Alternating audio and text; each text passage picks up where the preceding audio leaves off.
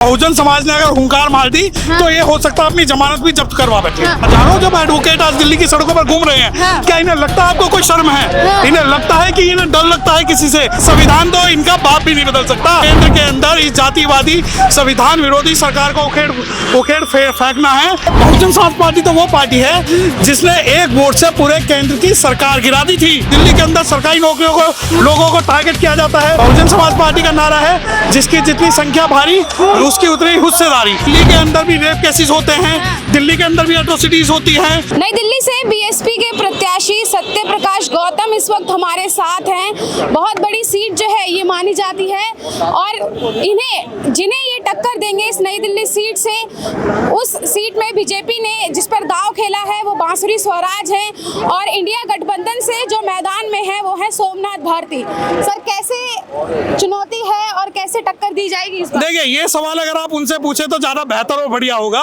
क्योंकि मेरे लिए चुनौती नहीं है। मेरे लिए बहुजन समाज अगर मेरा समर्थन कर दे, अनुसूचित जाति के लोग मेरा समर्थन कर दे, जो ओबीसी कम्युनिटी मेरा समर्थन कर दे, माइनॉरिटीज कम्युनिटी मेरा अगर समर्थन कर दे, तो यकीन मानिए ये दूर से दूर तक कहीं नहीं मिलेंगे।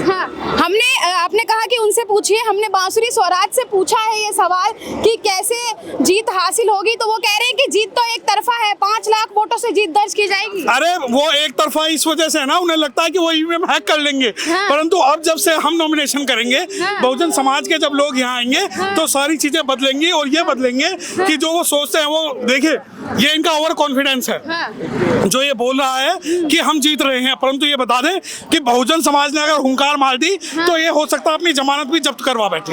लेकिन दिल्ली में तो खाता खुलता दिखा नहीं पहले भी, तो अब कैसे नई दिल्ली सीट जो कि बहुत पुरानी रही है, कैसे होगा इस पे? नई दिल्ली के अंदर पिछली बार बहुजन समाज पार्टी किसी कारणवश चुनाव नहीं लड़ पाई थी।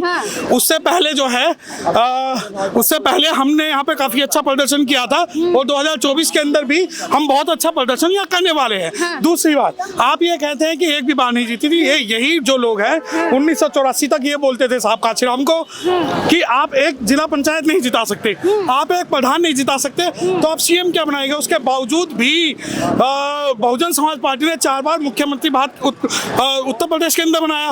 और बहुजन समाज पार्टी तो वो पार्टी है जिसने एक वोट से पूरे केंद्र की सरकार गिरा दी थी। शायद आप भूल जाते हो, बहुजन समाज पार्टी वो पार्टी है जिसने कर्नाटक के अंदर एक वोट पे राजनीतिक दांव खेला था। और बहुजन समाज पार्टी वो पार्टी है जो कभी किसी से समझौता करने नहीं जाती। बहुजन समाज पार्टी एकमात्र वो पार्टी है पूरे भारत के अंदर जिसने अकेले दम पर एनडीए और इंडिया से ज्यादा वोट लेने का आज हौसला किया है। और बहुजन समाज पार्टी के अंदर आप ये मानिए कि पूरी की पूरी बहुजन समाज पार्टी पूरे भारत के अंदर कश्मीर से कुमारी और कच्छ से कोहिमा तक अकेले अपने दम पर सभी सीटों पर चुनाव लड़ रही है। लेकिन सवाल तो एक ये भी है ना कि अगर आप नई दिल्ली सीट से जीत भी जाते हैं और सरकार, क्योंकि जैसा कि उन्होंने साफ कर दिया है कि हम तो 400 पार आ रहे हैं, अगर आप जीत जाते हैं और सरकार बीएसपी की नहीं बन पाती है तो सवाल हर बार यही उठता है कि हम एक अकेले कैंडिडेट हैं यहाँ से या हम अकेले सांसद हैं, तो ऊपर से हमें फंड नहीं मिल रहा है, जमीनी स्तर पर काम कैसे कर पाएंगे? कौन कहता है आसमान में सुराख नहीं हो सकता? एक पत्थर तो तपीयत से उछालो यारो। अगर मैं यही सोच के कि मैं अकेला रह जाऊंगा, मैं यकीन मानिए भारत में इनका मनुवाद के 5000 साल के इतिहास को बाबा साहब डॉक्टर भीमराव अम्बेडकर साहब ने 2 साल 11 महीने बदल दिया था। आप ये मानिए कि यहाँ जो बाबा बहन कुमारी मायावती जी ने इस भारत के अंदर एक ऐसा एग्जाम्पल सेट किया कि जिस भारत के अंदर महिलाओं को मुख्यमंत्री तो बहुत दूर है, एक क्लर्क बनाने की हिम्मत नहीं करते लोग, वो अपने बलबूते पे एक भारत के सबसे बड़े सूबे की मुख्यमंत्री बनी, है ना? लेकिन वो तो संविधान बदलने की बात कर रहे हैं अगर जीते तो, और कह रहे हैं कॉन्फिडेंस की एनडीए 400 पार है। देखिए, संविधान तो इनका बाप भी नहीं बदल सकता।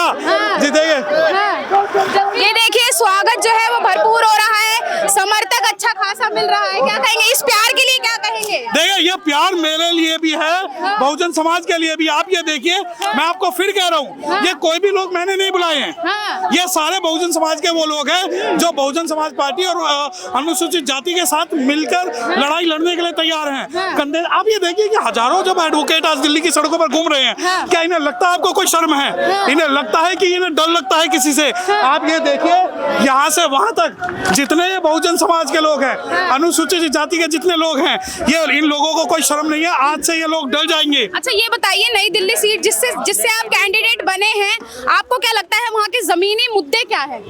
देखिए, नई दिल्ली के जमीनी मुद्दे तो वही हैं। मैं आपको बताऊं, अभी परसों पटेल नगर में अनुसूचित जाति के एक सफाई कर्मचारी के साथ मारपीट की गई और उस पर SC/ST का मुकदमा नहीं दर्ज किया गया।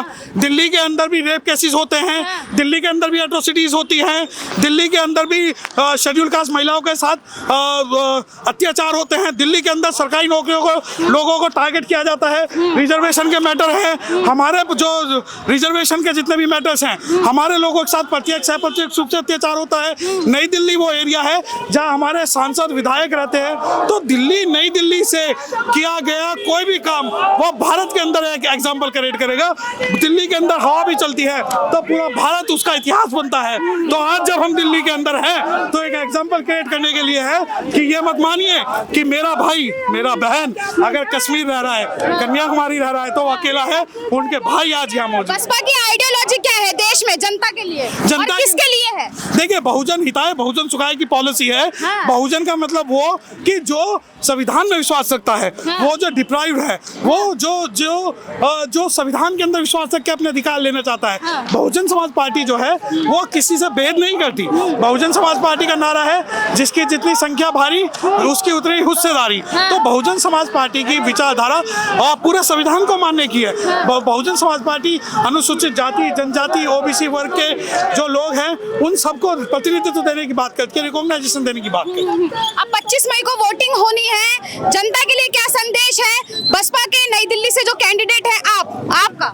देखिए, मेरा लोगों से ये निवेदन है कि इस बार केंद्र के अंदर इस जातिवादी संविधान विरोधी सरकार को उखेड़ फेंकना है। हाँ। और ये काम अगर भारत में कोई कर सकता है तो बहुजन समाज पार्टी कर सकती है और बड़े लेवल पे कर सकती है। बहुत बहुत शुक्रिया हमें समय देने के लिए। तो हमारे साथ बात कर रहे थे सत्य प्रकाश गौतम, जो नई दिल्ली से बसपा के कैंडिडेट हैं, और उन्होंने साफ तौर पर जो है ये कह दिया है कि नई दिल्ली की जनता के लिए जो है किस तरीके से काम किया जाएगा और क्या कुछ सुविधाएं दी जाएंगी, और जो बीजेपी है या जो इंडिया गठबंधन है उन्होंने किस तरीके के काम नहीं किए हैं, या वो जो वादे कर रही हैं जमीन पर उतरकर वो कितने सही हैं। अगर आप पीछे देखेंगे तो यहाँ पर BSP की रैली है और इसी रैली में जो तमाम एडवोकेट हैं वो यहाँ पर मौजूद हैं, सो समर्थन करने आए हैं सत्य प्रकाश गौतम का।